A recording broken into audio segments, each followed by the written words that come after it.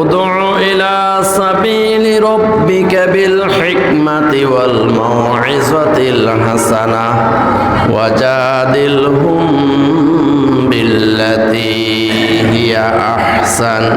সূরা Nahal আয়াত number 125।